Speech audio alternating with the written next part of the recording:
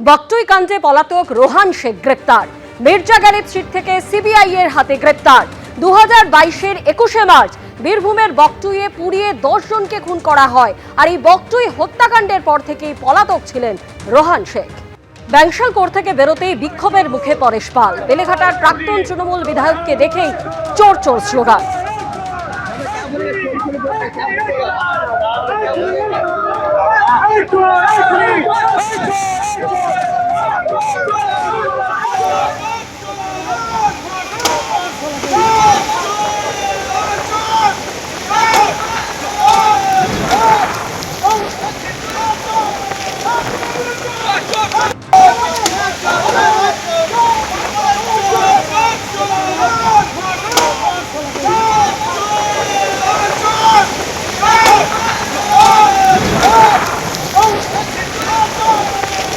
জাহাঙ্গীর খান থেকে শেখ শাহজাহান, শওকত মোল্লা থেকে দিলীপ মণ্ডল, সবাই এখন জেলে। মঙ্গলবার তাদের নাম নিয়েই বিধানসভায় ফের সুর চড়ালেন মুখ্যমন্ত্রী শুভেন্দু অধিকারী। বললেন আরো কড়া আইন আনা হবে, আরো কঠিন ব্যবস্থা হবে। জাহাঙ্গীরদের কেউ বাঁচাতে পারবে না, শওকত মোল্লাকে কেউ বাঁচাতে পারবে না। এক একটা নাম, এক একটা এলাকা চাষ ছিল এই নামগুলো।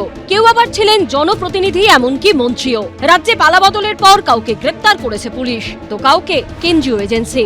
রাজ্যে বিজেপি সরকার ক্ষমতায় আসতেই একে একে পুলিশের জালে ধরা পড়েছেন এদের অনেকেই, যাদের মধ্যেই অন্যতম জাহাঙ্গীর খান, ফলতার এক সময়ের বেতাজ বাদশা, অভিষেক বন্দ্যোপাধ্যায়ের অত্যন্ত ঘনিষ্ঠ তৃণমূল নেতা, যিনি আবার নিজেকে একসময় সিনেমার পুষ্পার সঙ্গে তুলনা করেছিলেন। আমরাও পুষ্পা, ঝুঁকেগা নেই। কিন্তু পালাবদলের পর ফলতার পুনর্নির্বাচনের আগেই ময়দান ছেড়ে পালান তথাকথিত পুষ্পা। সম্প্রতি নেপাল সীমান্ত থেকে জাহাঙ্গীরকে ধরে আনে শুভেন্দু অধিকারীর পুলিশ। মঙ্গলবার বিধানসভাতেও তার নাম শোনা গেল মুখ্যমন্ত্রীর গলায়। पुष्पा झुकेगा नहीं,